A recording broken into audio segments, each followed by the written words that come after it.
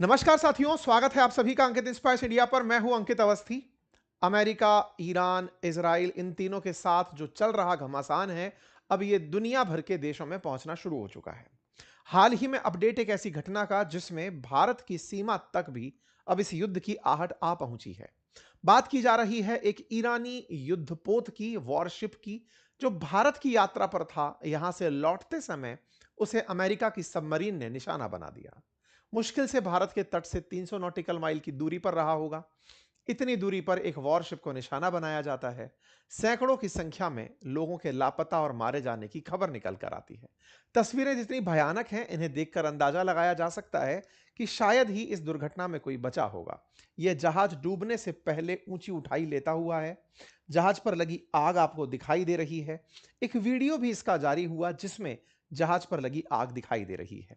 इस पे जो सैनिक तैनात थे, क्रू तैनात थे, मध्य रात्रि के समय था, मतलब लगभग सुबह होने का वक्त था। और उस समय पर इस तरह का जो हमला है, ड्यूटी आवर्स चेंज हो रहे थे, उस समय पर इस जहाज पर हमला होता है। ये युद्धपोत था साथियों। और ये युद्धपोत भारत की यात्रा पर था, भारत आया हुआ था।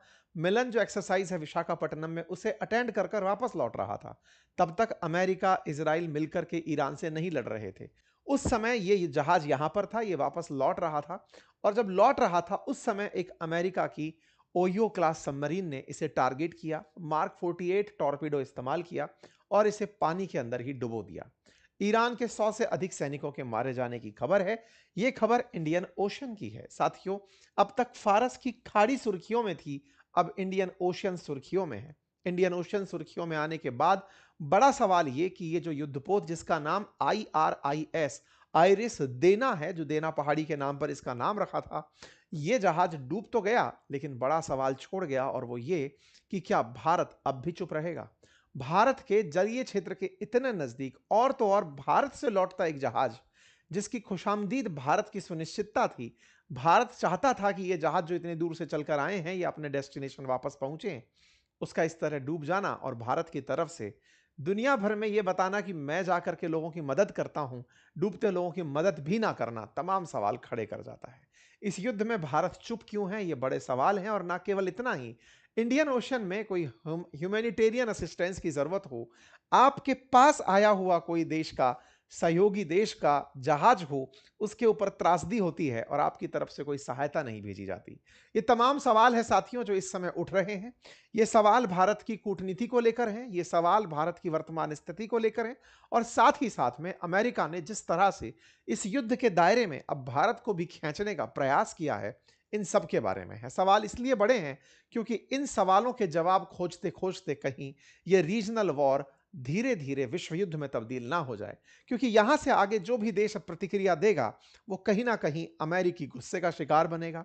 अमेरिका इजराइल से दुश्मनी मान लेगा, और ऐसे में उसके साथ भी वही सब होना शुरू होगा जो दुनिया में वो विरोधियों के साथ करता आया है। क्या है ये सब डर, क्या है ये स्थिति, दुनिया अल्टीमेटली कहां जा रही है, आइए इन विषयों पर चर्चा करते हैं। समझते हैं कि भारत सरकार की चुप्पी के मायने क्या हैं, भारत इन पर प्रतिक्रिया क्यों नहीं दे पा रहा है। अयतुल्ला अली खेमनेई का मर जाना, उनको अमेरिकी निशाने के इजरायली निशाने में मारा जाना, भारत की प्रतिक्रिया का इंतजार रहना, इस युद्ध पर भारत की प्रतिक्रिया का ना निकल कर आना, इन सब के कुछ ना कुछ डिफेंस तैयार किए गए। लेकिन इंडियन ओशियन, जिसको भारत कहता है कि यह मेरा सीमा क्षेत्र है, मैं यहां पर रेस्क्यू के लिए उपलब्ध सबसे बड़ी ताकत हूं, वहां पर श्रीलंका की सेना निकलकर मदद करने पहुंचती है, लेकिन भारत की तरफ से कोई हेल्प नहीं पहुंचती, बड़े सवाल खड़े कर जाती है। कुछ इस तरह का एक वॉरशिप था साथियों, चल रहा था रात के अंधेरे में। उसके रडार पर यह ट्रैक ही नहीं होता कि कोई सबमरीन उसको निशाना कर रही है। एक टॉर्पीडो उसके पास पहुंच रहा था। यह ओयो क्लास सबमरीन थी, और इस ओयो क्लास सबमरीन से साथियों टॉर्पीडो मार्क 48 छोड़ा गया था, जिससे भीषण धमाका होता है। और उसके बाद कुछ ही समय बाद में ये डूबे हुए चिथड़े यहां पर जहाज के दिखाई देते हैं। साथियों, ये जो वीडियो चलता हुआ आपने देखा, ये वीडियो हमने अपनी एआई की क्लास में आर्टिफिशियल इंटेलिजेंस से बनाया है। आपको समझाने के पर्पज से इसका ग्राफिकल यूज है। अगर ये आप भी सीखना चाहते हैं तो कोर्स हमारा उपलब्ध है। इमेजेस जानने के लिए आप जाकर उसे देख सकते हैं। लिंक आर्टिफिशियल इंटेलिजेंस की मास्टरी क्लास का, फ्रॉम बिगिनर टू प्रो। अगर आप भी ये सब सीखना चाहते हैं तो हम काफी सारे टूल्स अपनी क्लासेस में सिखा रहे हैं, आप उसे ज्वाइन कर सकते हैं। कोर्स का लिंक कमेंट बॉक्स में दिया हुआ है। साथियों, ये घटना अमेरिका, इजराइल और ईरान जंग के आज 5वें दिन की है, जिसमें कि आईआरएस देना नाम का जो जहाज है, ये श्रीलंका के पास हमला करके डुबो दिया गया। जानकारी के अनुसार 87 सैनिकों के मारे जाने की खबर। अब वो वाली बात है कि इसमें सवार 180 के आसपास लोग थे। लगभग 20-22 लोग बचाए जा चुके हैं, बाकी या तो लापता हैं या मारे गए। ये वाला अपडेट चल रहा है। जंग चल रही है, ईरान इजराइल के पीछे खड़ा है अमेरिका, और इस घटना में यह कहा जा रहा है कि अमेरिका ने इसे बहुत ही गुप्त तरीके से अंजाम दिया। डियागो गार्सिया में खड़ी हुई ओयो क्लास सबमरीन इस जहाज का इंतजार कर रही थी कि जब यह लौटेगा तब हम इसे निशाना बनाएंगे। अमेरिका ने इसे अपनी काबिलियत बताया और कहा कि वर्ल्ड वॉर 2 के बाद यह पहली बार हो रहा है कि इस तरह से टॉर्पिडो से हमने जहाज उड़ा दिया हो। इस बात को पीटर हेगसेथ, जो अमेरिकी रक्षा मंत्री हैं, जो अपने आप को डिपार्टमेंट ऑफ वॉर का मंत्री मानते हैं, उनका कहना है कि हमने ये काम बहुत ही अल्टीमेट तरीके से किया। हमारा जो एपिक फ्यूरी ऑपरेशन चल रहा है, जो ईरान के खिलाफ है, वो बिल्कुल सही दिशा में जा रहा है और हम उसमें जीत रहे हैं। अपनी तरफ से तमाम काबिलियत दिखाते हुए इन्होंने बकायदा इस पूरी फुटेज को जारी किया कि कैसे हमने इस घटना को अंजाम दिया। ये घटना है साथियों, इस घटना के साथ में व्हाइट हाउस, अमेरिका के मार्को रूबियो, ये सभी लोग अपनी काबिलियत और सिद्धि बताने लगे यहां पर। लेकिन सवाल इससे कहीं बड़े थे। ये जो आईआरएस देना है, ये ईरान का अपना बनाया हुआ युद्धपोत है। ये उनका मौज क्लास युद्धपोत है और ये हाल ही में कमीशन हुआ था। इस जहाज में रडार सिस्टम लगे हैं जो कि दुश्मन की आती हुई मिसाइलों को ट्रैक कर सकते हैं। युद्धपोत के अंदर टॉर्पीडो को ट्रैक करने के लिए भी सोनार सिस्टम लगे हैं। लेकिन जिस तकनीक का उपयोग अमेरिका ने किया, यह सिस्टम उसे ट्रैक नहीं कर पाया। आईआरएस देना जो है, इसने जो इसके खिलाफ चला आ रहा टॉर्पीडो था, जो ओयो क्लास सबमरीन से, क्योंकि जो सबमरीन है वो स्टेल्थ टेक्नोलॉजी से युक्त है। बड़ा सवाल है कि एक सबमरीन भारतीय जल सीमा में तब से घूम रही है और भारतीय सेना को भी इसकी खबर नहीं लगी। एक सबमरीन जो भारत के जल क्षेत्र के नजदीक से निकलती है, उस सबमरीन ने इसे निशाना बनाया। उसकी किसी को खबर नहीं लगती। इवन जिस पर हमला हो रहा है, उसे भी उस सबमरीन की प्रेजेंस का पता नहीं चलता। सबमरीन पानी के गहराई में रहने वाली होती हैं। सोनार सिस्टम जिसके चलते इनको ट्रैक किया जाता है sound navigation and ranging technique से। जब साउंड वेव्स भेजी जाती हैं तो जिनमें स्टेल्थ टेक्नोलॉजी होती है, वो इस रेडिएशन को अपने अंदर समा लेती हैं, साउंड वेव्स को अपने अंदर समा लेती हैं। रिटर्न कॉल लौट कर नहीं आते, इसलिए उसके बारे में पता नहीं चल पाता है। इसीलिए चाहे B2 बॉम्बर हो या ओयो क्लास सबमरीन हो, ये वर्ल्ड क्लास चीजें मानी जाती हैं कि इन्हें पकड़ा नहीं जा पाता। और इसी का फायदा अमेरिका ने उठाया और इस आईआरएस देना नाम के वॉरशिप को डुबो दिया। आईएनएस देना जो है, ये 2021 में ही कमीशन हुआ था। इसके अंदर रैपिड ऑटो फायर कैनन लगी थी। इसके अंदर कैनन के साथ साथ लाइट टॉर्पीडो भी तैनात थे। इसके साथ साथ 2 हेलीकॉप्टर के लिए यहां पर हेलीपैड था जिसका इस्तेमाल होता था। इसको निशाना बनाने के लिए डियागो गार्सिया, जो यूएस नेवल बेस है, जो कि ब्रिटिशर्स ने अमेरिका को दिया हुआ है किराए पर, वहां से तैनात सबमरीन ने इसका निशाना बनाया। आईआरएस देना 2015 के अंदर लॉन्च की गई थी, 2021 में कमीशन हुई थी। यह ईरान की अपनी स्वनिर्मित वॉरशिप थी। इसे निशाना बनाया गया साथियों श्रीलंका के जल में, गाले के नजदीक। भारत के दक्षिण में श्रीलंका और श्रीलंका के दक्षिण में बिल्कुल हम्बनटोटा के पश्चिम की तरफ जब चलते हैं तो गाले, और गाले के बिल्कुल इंटरनेशनल वाटर के पास जगह पर इसको निशाना बनाया गया। विशाखापट्टनम आया हुआ यह जहाज जब लौट रहा था, भारत के अंदर वाइजैक तक यह आया हुआ जहाज था। भारत के अंदर मिलान 2026 का जो इवेंट चल रहा था, वहां से वापस लौटते हुए यह जा रहा था और जाते जाते ये श्रीलंका के गाले के नजदीक से निकला और यहां पर इसे टारगेट कर दिया गया।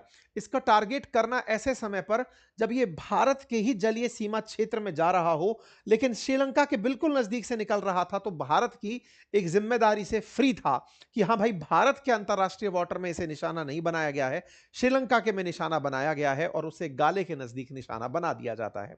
गाले में बनाया हुआ यह निशाना निश्चित ही भारत को जिम्मेदारी से तो मुक्त कर देता है कि चलो, हमारे इंटरनेशनल वाटर में तो नहीं था, लेकिन एक बड़ा सवाल है कि आपके ही इवेंट में आया था, आपके इवेंट से होता हुआ, आपके ही जल क्षेत्र के साथ होता हुआ निकल रहा था। साथियों, असल में जल क्षेत्र को बांटते समय कुछ सीमाएं होती हैं। बताया जाता है कि एक्सक्लूसिव इकोनॉमिक जोन से आगे जो भी पानी है वो इंटरनेशनल वाटर है। अमेरिका ने भी इसीलिए स्पेशली अनाउंस किया कि इंडियन ओशन में तो हमने मारा है उसे, लेकिन उसे इंटरनेशनल वाटर में मारा है, यानी कि वो पानी सबका है। लेकिन बड़ा सवाल उस पानी में सबके प्रेजेंस से कहीं ज्यादा भारत के नजदीक एक जहाज का मार गिराना, नंबर दूसरा भारत के इवेंट में शामिल होने आए जहाज को मार गिराना, नंबर तीसरा भारत के द्वारा उस जहाज का जो भारत के ही किसी इवेंट में आया था उसकी मदद के लिए कोई भी सहायता ना भेजा जाना तमाम सवाल खड़े कर रहा है।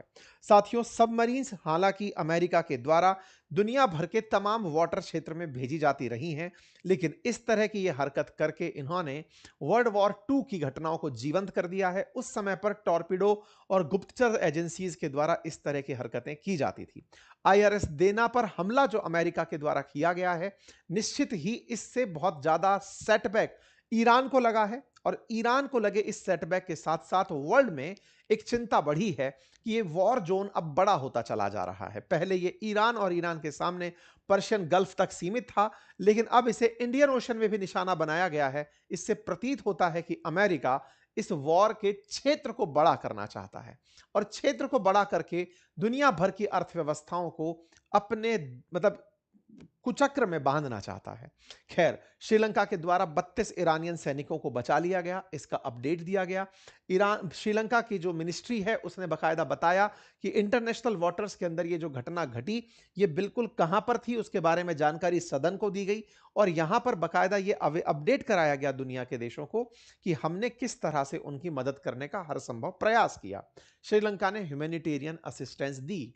साथियों, यह घटना तब घटी जब भारत ने हाल ही में मिलन 2026 फरवरी 2026 में एक मल्टीनेशनल, जिसके अंदर बहुत सारे देश उपस्थित थे, एक मैरीटाइम इवेंट आयोजित किया था, मल्टीलेटरल इवेंट आयोजित किया था।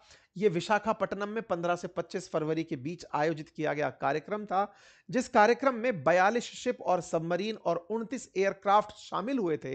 यह एक बड़ा इवेंट था जिस इवेंट को कराने में 74 देश शरीक हुए थे।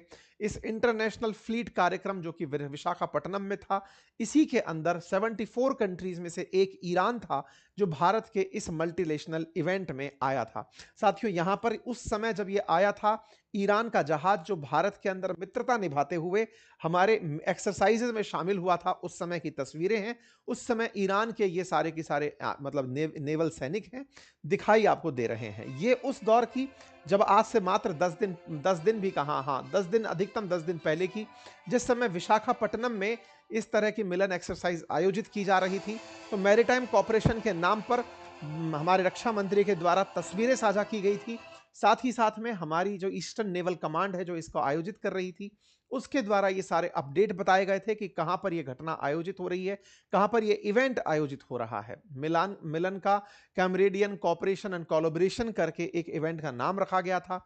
ईस्टर्न नेवल कमांड ने बकायदा अपनी तरफ से जानकारियों में बताया था कि कौन से देश के हमारे यहां पर सैनिक आकर, नौसैनिक आकर पहुंचे हैं। तमाम तस्वीरें उस दौर की जारी हुई थी। मिलन 2026 के अंदर सारी नेवीज ने मिलकर के, जो भी यहां पर शरीक थी, उन्होंने नेवी के कौशल का परीक्षण किया था। बहुत ही जबरदस्त एक फ्लीट की तस्वीर बाहर निकल कर आई थी। जितने भी दुनिया भर के जहाज यहां आए थे उनका मुआयना करने खुद हमारे देश की राष्ट्रपति गई। उन्होंने मिलान के इस एक्सरसाइज में इस आईआरएस देना को देखा, उसकी भी तस्वीरें निकल कर आई। भारत के राष्ट्रपति के द्वारा तस्वीरें आईआरएस देना की भी देखी गई थी, साथ में उसका विजिट भी किया गया था, दूर से उसका विजिट था। साथ ही साथ में इंडियन नेवी ने आईआरएस देना का जो वेलकम किया उसकी तस्वीरें भी थी। ये यहां पर आईआरएस देना का जो मार्च हो रहा था विशाखापट्टनम में, उसकी तस्वीरें भी सामने आई, जहां पर ये नौसैनिक जो शायद अब नहीं बचे हैं, जो भारत के कार्यक्रम में शरीक होने आए थे, लेकिन अब वो जल समाधि ले लिए हैं, क्योंकि अमेरिका उन्हें लंबे समय से देख रहा था, उन्हें निशाना बनाने का प्लान कर रहा था। भारत की राष्ट्रपति के द्वारा अपने जहाज से इसका निरीक्षण किया गया था। यह ईरान का जहाज जिसका निरीक्षण भारत की राष्ट्रपति द्वारा किया गया था, वो भी आपके सामने तस्वीरों में दिख रहा है। यह ऐसी घटना है साथियों कि आपके कोई बड़ा कार्यक्रम हो, आपके कार्यक्रम में कोई बड़ा गेस्ट आया हो, लेकिन वो गेस्ट अभी पहुंचा ना हो। ना पहुंचने का बड़ा कारण है कि उस गेस्ट के साथ दुर्घटना हुई, और दुर्घटना किसी दोस्त ने ही की, लेकिन आप उस दुर्घटना पर चुप हैं। आपके सामने चुप होने के अलावा कोई विकल्प नहीं है। ये देश के अंदर लोगों को तमाम सवालों से खड़ा कर रहा है। अमेरिका के कुछ लोग तो ये तक अब आरोप लगा रहे हैं कि भारत से ही ऑपरेट किया गया था अमेरिका के द्वारा ये इवेंट। हालांकि भारत के द्वारा इसका खंडन किया गया कि नहीं नहीं साहब, हमारे वाटर्स का उपयोग नहीं किया गया था। हाल ही में अमेरिकी राजदूत का भारत के कई सैन्य कमांड क्षेत्रों में जब दौरा होना शुरू हुआ था, तब लोगों ने सवाल पूछने शुरू किए थे कि ये क्यों जा रहे हैं। ऐसे में अब सवाल बड़ा है कि कहीं सैन्य कमांड का दौरा करते करते क्या वो इस प्रकार की हरकतों में तो नहीं बिजी थे कि कैसे मिलान का अपडेट लिया जाए और कैसे ईरान के इस जहाज को डुबोया जाए। खैर, भारत की तरफ से इन सभी बातों का खंडन किया गया। कहा गया कि नहीं, हमने अपने वाटर्स का इस्तेमाल नहीं होने दिया और ना ही हमारे वाटर क्षेत्र का उपयोग हुआ है। लेकिन अपोजिशन इस पर बहुत सख्ती से सवाल पूछ रहा है। सरकार के साथ सवाल पूछ रहा है कि और कुछ नहीं तो कम से कम इस बात का तो कंडोलेंस बनता है कि हमारे कार्यक्रम में लोग आए थे, फिर भी हम चुप हैं। अपोजिशन की तरफ से लगातार सवाल पूछे जा रहे हैं और निश्चित ही ये सवाल के साथ साथ जो पूर्व जैसे एक वीडियो हमने हाल ही में देखा, जो नेवल स्टाफ के एडमिरल अरुण प्रकाश हैं, उनका बयान आया जिसमें वो लिख रहे हैं, बोल रहे हैं कि भारत को इस बात पर प्रतिक्रिया तो देनी चाहिए, अमेरिका को एटलीस्ट ये बताना तो चाहिए कि आप मेरे जल क्षेत्र के बिल्कुल नजदीक आ गए हैं, इसके लिए आप मेरी सहमति तो चाह सकते थे। ये किस तरह का बर्ताव चल रहा है, यह अपने आप में एक बड़ा सवाल बनकर आता है। खैर, अब इंडियन ओशन धीरे धीरे अमेरिकन ओशन बनता जा रहा है, इस तरह की चर्चाएं बन रही हैं। सवाल प्रधानमंत्री नरेंद्र मोदी पर न्यूज मीडिया भी उठा रही हैं कि आप किस समय इस विषय पर अपनी राय रखेंगे। ये सवाल इसलिए बड़े होते जा रहे हैं साथियों, क्योंकि इंडियन ओशन में भारत हमेशा अपनी स्थिति को मजबूत रखता आया है। भारत कहता है कि मैं ग्लोबल पावर ना सही, लेकिन मैं रीजनल पावर हूं और इंडियन ओशन के लिए मैं जिम्मेदार हूं। चाहे चाइना की प्रेजेंस हो, चाइना जब जब हमारे अग्नि परीक्षण के लिए आता है, जब हम अग्नि अग्नि परीक्षण मिसाइलों का कर रहे होते हैं और चाइना के जहाज आ जाते हैं, हम उस पर प्रतिक्रिया श्रीलंका को भी देते हैं कि भाई उनके जहाजों को मत आने दो। आज इंडियन ओशन में एक दुर्घटना घटती है और हम उस पर प्रतिक्रिया नहीं दे पाते। ये पता नहीं कौन सा सैनिक ऑपरेशन है जो भारत निभा रहा है। शायद वो पब्लिक में नहीं है, इसलिए पब्लिक इस बारे में ज्यादा जानना चाहती है। इंडियन ओशन क्षेत्र में यदि जिबोती के अंदर अगर सैन्य लुटेरे, जो जहाज के लुटेरे हैं, वो अगर कोई कार्रवाई करते हैं जहाजों पर, तो भारतीय नौसेना बचाने जाती है। भारतीय नौसेना इस पूरे क्षेत्र में मदद के लिए उपलब्ध रहती है। ऐसे में इंडियन ओशन के अंदर रॉक सॉलिड खड़ा भारत आज सवालों के दायरे में है कि भारत, आप तो इतने अच्छे हो ना कि आप हाईजैक्ड वेसल को छुड़ाने के लिए सोमालिया के लुटेरों के पास जाते हो। ईरान इंडियन कमांडोज जो हैं वो रेस्क्यू करते आए हैं अरेबियन सी के अंदर, ये खबरें बनती रही हैं। हम बकायदा आईएनएस नीलगिरी, सूरत, वगशीर जैसे जहाजों को तैनात करते रहे हैं ताकि मैरीटाइम ट्रेड जो इंडियन ओशन से है वो निर्बाध रूप से होते रहें। भारत की सबमरीन हो या फिर एयरक्राफ्ट करियर हो, वो पूरी तरह इंडियन ओशन में चाक चौबन्ना खड़े हुए हैं। तो फिर आखिर क्यों हम अपनी तरफ से मदद नहीं भेज पाए? हम तमाम प्रकार के ऑपरेशन चलाते हैं, ड्रिल चलाते हैं, लेकिन इस घटना के बावजूद हम नहीं पहुंच पाए। क्या इसके पीछे का कारण ये तो नहीं कि भारत इस युद्ध में एक पार्टी है लेकिन किसी को पता नहीं? क्या ये तो नहीं कि भारत अमेरिका और इजराइल के साथ मिलकर ईरान के खिलाफ लड़ रहा है लेकिन अनाउंसमेंट नहीं किया हुआ है? भारत सरकार को चाहिए कि वो अपना स्टैंड खुलकर सामने रखे, वो बताए कि हम इस युद्ध के अंदर पार्टी हैं, या वो बताए कि हम इस युद्ध को कैसे देखते हैं। लगातार लोकतंत्र में जवाबदेहिता का अपना स्थान है और सरकार से इस तरह के सवाल पूछे जा रहे हैं। साथ ही साथ ये सवाल इसलिए भी कि भारत इंडियन ओशियन क्षेत्र को लेकर बहुत ही गंभीर रहा है। चाइना के द्वारा जब जब हमको ट्रैक करने के प्रयास यहां हुए हैं, हम तब तब रिएक्ट किए हैं। हमने श्रीलंका को अवेयर कराया है कि हम्बन टोटा में वो चाइनीज जहाजों को डॉक ना करने दे। हम मालदीव्स को बार बार ये टोकते आए हैं कि चाइनीज जहाजों को ना डॉक करने दे। लेकिन ऐसी स्थिति जब बन रही है तो भारत की स्ट्रेटजी पर सवाल उठ रहे हैं। फिर चाहे खमनेई साहब की मौत की बात हो, ट्रंप की तमाम नीतियों की बात हो, और अब युद्ध के हमारे सीमा क्षेत्र तक चले आने की बात हो। अब सवाल यह है कि ईरान इस विषय पर प्रतिक्रिया क्या दे रहा है। ईरान का साफ कहना है कि इंडिया के नेवी में एक guest of India's navy carrying almost 130 sailor was stuck in international water without warning. बिना चेतावनी के हमारे 130 नाविक जो कि इंडियन की नेवी के गेस्ट बनकर गए थे, उनके साथ दुर्घटना हुई है। लेकिन हमारा शब्द याद रखिएगा, the US will come to bitterly regret precedent it has set. अब हम कुछ ऐसा करेंगे कि अमेरिका याद रखेगा। साथियों, जानेंगे अगले सेशन में क्या खास रणनीति ईरान बना रहा है बदले की।